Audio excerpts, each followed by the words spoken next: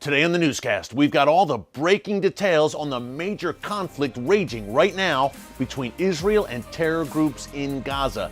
The rockets continue to fall and Israel is responding. Much more coming up.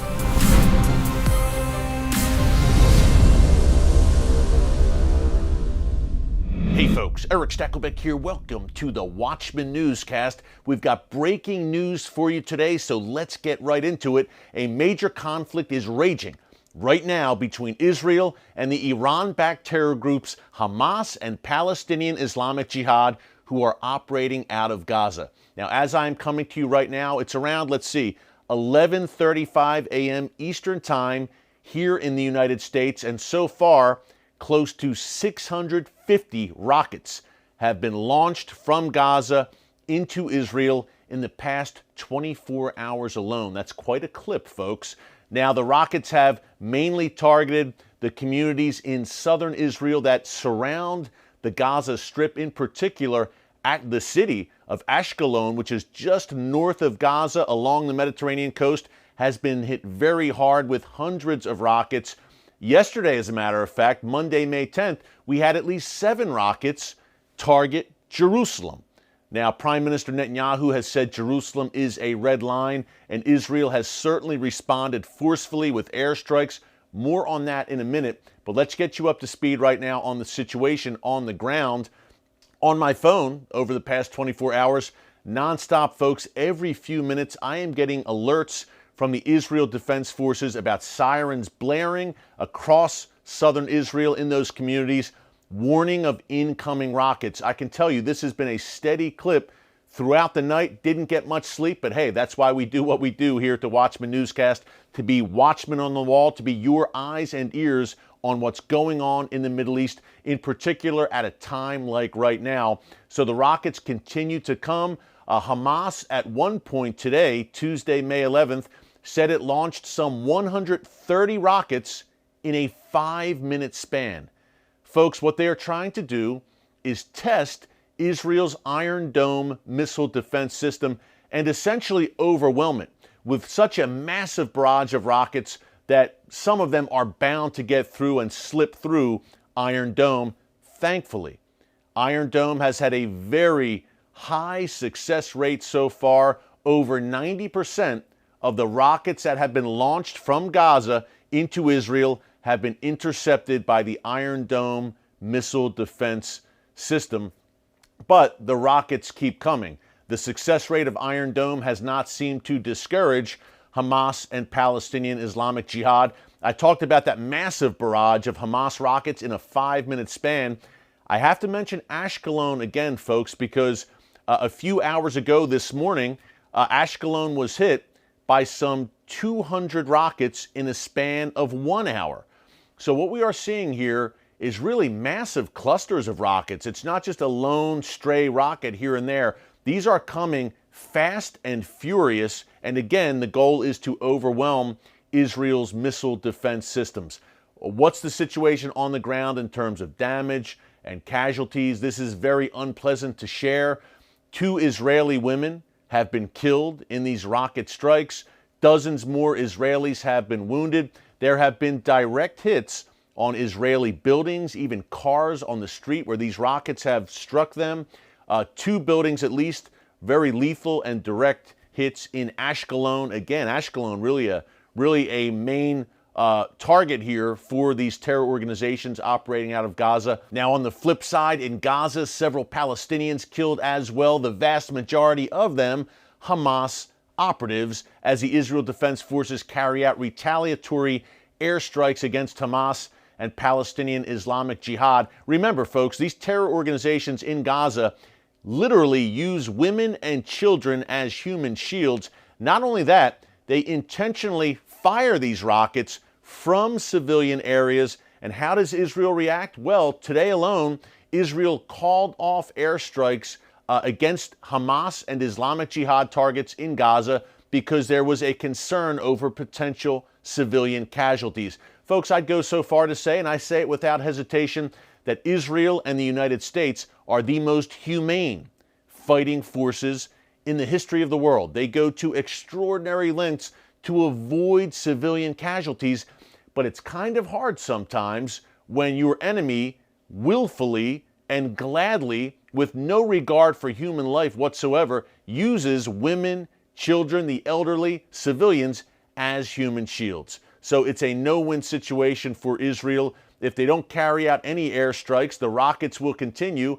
If they do carry out airstrikes, there's a good chance there could be some civilian casualties, not due to Israel's intentions, but due to the cowardly actions of the likes of Hamas and Palestinian Islamic Jihad in Gaza, not to mention Hezbollah in southern Lebanon. So that's the situation right now.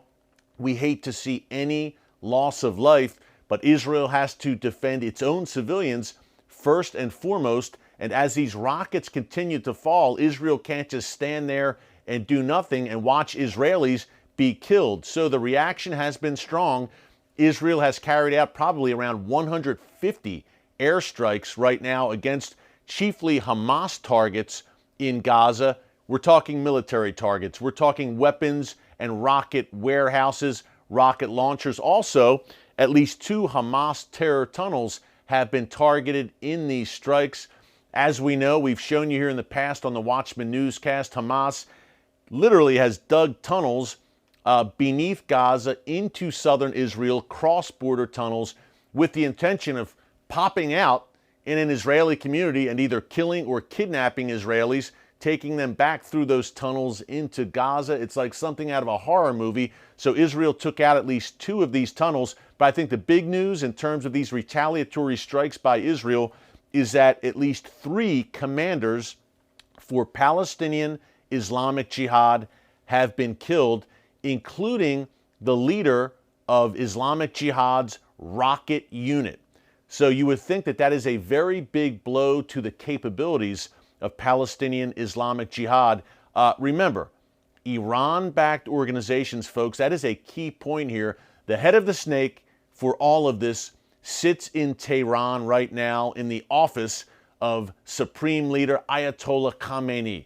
Iran is the head of the snake, and I'd like to see the world condemn the Iranian regime over this, because Hamas and Islamic Jihad are bought, trained, funded, supported by Iran. So not only should the world call on Hamas and Islamic Jihad to cease the rocket attacks immediately, it should call on their master in Tehran, the Iranian regime, to call off their proxies and to demand that the rocket attacks cease. But something tells me we won't see that. So we talked about it yesterday in detail here on the Watchman Newscast. We did nearly an hour-long live stream yesterday. You can check it out in our archives under Newscast. While you're there, be sure to subscribe. But we broke down what's going on in Jerusalem right now. We're going to focus on the Gaza situation today, but just to touch on Jerusalem real quick, serious unrest. Today has been quiet, thank God, after 4 straight days of serious unrest, including rioting atop the Temple Mount, in the Al-Aqsa Mosque, fireworks, bottles, rocks, all weapons being stored on the Temple Mount by Palestinian rioters, clashing with Israeli police. Again, we talked about that in detail. Yesterday was Jerusalem Day, so we really focused on that on yesterday's newscast. But the world has really been condemning Israel, including the United States, has been condemning Israel over the violence in Jerusalem that took place over the past few days. Again, things are quiet in Jerusalem today. We pray for the peace of Jerusalem, as Psalm 122 verse 6 mandates us to do as followers of Jesus. But, you know, I look at Jerusalem as the trigger for what's happening right now in Gaza. Mahmoud Abbas of the Palestinian Authority, he riled this whole thing up, folks. Israel's so-called partner for peace, he pretty much put the word out. And Jerusalem literally went up in flames. Yesterday, there was literally a fire near the Al-Aqsa Mosque. One of the rioters apparently set off fireworks. A tree caught on fire, and we had literally a blaze atop the Temple Mount, the holiest site in Judaism, of course, where the Jewish temples once stood. Very significant for me as a Christian. Jesus taught in those temples, chased out the money changers there. And the Al-Aqsa Mosque and Dome of the Rock also sit atop the Temple Mount, third holiest site in Islam. So very tense situation in Jerusalem, and that kind of kicked things off. Then we saw the rockets coming. Hamas and Palestinian Islamic Jihad and their Iranian masters were condemning what was going on in Jerusalem. This was their response, the rocket barrages. Where does it go from here? Good question. Could this escalate even further into a major war? The last major war we saw between Israel and terror forces in Gaza occurred nearly 7 years ago in the summer of 2014. It lasted for weeks upon weeks throughout the summer. Over 50 Israelis were killed, Israeli soldiers. And that's a key point here, folks. So far, we have not seen a ground incursion by the Israel Defense Forces. We're seeing a massive campaign of airstrikes. I think for now it's going to remain as such.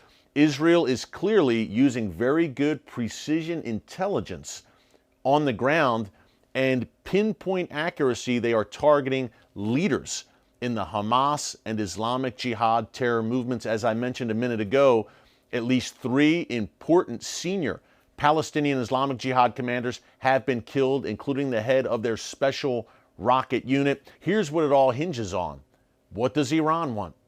Will Hamas and Islamic Jihad call off the wolves, so to speak? Will Iran tell them, okay, that's enough, we've made our point against the Zionist entity, we've inflicted enough damage? When do they stop?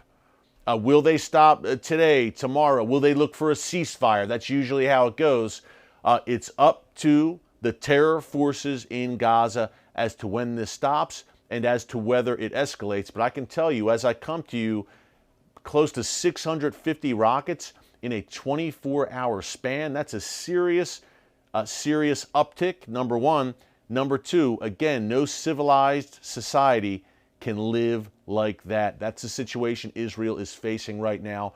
We will continue to bring you updates on this developing situation. We want to be your one-stop shop for all things Middle East. What happens in the Middle East does not stay in the Middle East, as we are learning once again this week. It profoundly affects all of us, no matter where we live, and things are only going to get deeper, folks. Until tomorrow, thanks for joining us. God bless you. And remember, never hold your peace. Hey everyone, thanks for checking out the Watchman Newscast. If you enjoyed this episode and want to see more, make sure you go ahead and hit the like button, click subscribe, and tap the bell icon to turn on notifications for new Watchman Newscast episodes every weekday.